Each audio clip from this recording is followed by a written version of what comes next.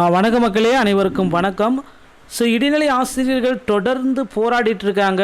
ஊதிய உயர்வு, இடைநிலை ஆசிரியர்களுடைய வேலை நிறுத்த போராட்டம் பார்த்திங்க அப்படின்னா தொடர்ச்சியாக இடைநிலை ஆசிரியர்களுடைய வேலை நிறுத்தம் போராட்டம் இருக்குது.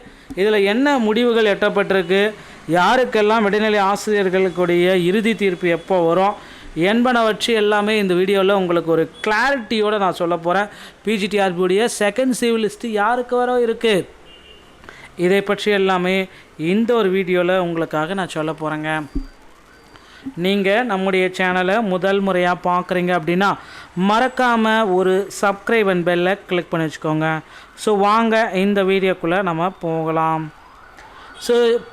கல்வி, பொருளாதாரம் மற்றும் கல்வியில் முதலிடத்தில் தமிழ்நாடு ஊதியம் வழங்குவதில் கடைசி இடத்தில் உள்ளது என இடைநிலை பதிவு ஆசிரியர்கள் சங்கம் பொதுச் செயலாளர் ராபர்ட் இதை தெரிவித்துள்ளார். சம வேலைக்கு சம ஊதியம் வழங்குவதே எங்கள் லட்சியம். சம வேலைக்கு சம ஊதியம் இன்னும் வழங்கலை. அப்படின்றது 24 டிசம்பர் மாதத்துலேருந்து இவங்க போராட்டத்தை நடத்தியிருக்காங்க. ஒற்றை வாக்குறுதியை வலியுறுத்தி இடைநிலை பதிவு ஆசிரியர்கள் சங்கம் சார்பில் 2000க்கும் மேற்பட்ட ஆசிரியர்கள் சென்னை எழும்பூர் லங் தோட்டத்திலிருந்து ராஜரத்னம் வரை பேரணியாக போராட்டம் நடத்தியிருக்காங்க. இது குறித்து இடைநிலை பதிவு ஆசிரியர்களுடைய மாநாட்டிலேயே அவங்க குறிப்பிட்டாங்க. 2009 ஜூன் 1ஆம் தேதிக்கு பின்னர் நியமிக்கப்பட்ட இடைநிலை ஆசிரியர்களுக்கும் தூய்மை பணியாளர்களுக்கு இணையான ஊதியத்தை நிர்ணயம் செய்தார்கள். அப்பொழுது கருணாநிதி மீண்டும் திமுக ஆட்சிக்கு வந்தால் ஊதிய முரண்பாடு கலைக்கப்படும் என்று அறிவிப்பு ஒன்றை அறிவித்தார்.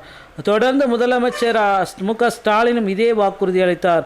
ஆனால் ஆட்சிக்கு 4 ஆண்டு முடிந்த நிலையில் தற்பொழுது வரை வாக்குறுதி எதுவும் நிறைவேற்ற நிலையில் ஜனவரி 1, 2023 இடைநிலை ஆசிரியர்கள் ஊதிய பிரச்சனையை களைவதற்கு குழு அமைத்தனர். அந்த குழு எங்கிருக்கிறது என்றே தெரியவில்லை. இவர்களுக்கு தரமான ஆசிரியர்கள் வேண்டும், ஆனால் தகுதியான ஆசிரியர்களுக்கு தேவையான ஊதியத்தை வழங்க முடியாது. பொருளாதாரம் மற்றும் கல்வியில் முதலிடத்தில் உள்ள தமிழ்நாடு ஊதியம் வழங்குவதில் கடைசி இடத்தில் உள்ளது. பிற மாநிலங்களை பின்பற்றும் பொழுது தமிழ்நாட்டில் இது ஏன் இந்த மாதிரி இருக்குது, ஊதிய முரண்பாடை களையணும் அப்படின்ட்டு கோரிக்கை வச்சுருக்காங்க. சிறை நிரப்பும் போராட்டங்கள் எல்லாமே தொடர்ந்து நடைபெற்று வருதுங்க. இதில் ஒரு இறுதி கட்டத்தில் நம்ம நெருங்கிட்டோம். இடைநிலை ஆசிரியர்களுடைய பேச்சுவார்த்தை எல்லாமே போயிட்டுருக்கு. விரைவில் ஒரு சுமூகமான முடிவுகள் வரும் அப்படின்றத எதிர்பார்க்கலாம். அடுத்து பிஜிடிஆர்பியுடைய பணி நியமன ஆணைகள் இந்த ஜனவரி இறுதிக்குள்ளார பிஜிடிஆர்பியுடைய அப்பாயின்மெண்ட் லெட்டர் போஸ்டிங்ஸ் எல்லாமே பிஜிடிஆர்பியுடைய இறுதி போஸ்டிங்ஸ் எல்லாமே ஜனவரி இறுதிக்குள்ளார வெளியிட போகிறதா தகவல் வந்திருக்கு. பொறுத்து நான் பார்க்கலாம். அடுத்து பார்த்திங்க அப்படின்னா இன்னொரு விஷயத்தை பார்த்திங்கன்னா நான் கிளியராக எக்ஸ்பிளைன் பண்ணுறேன். முதுகலை பட்டதாரியில் செகண்ட் சிவில் லிஸ்ட்டு 100% வரும் மக்களே.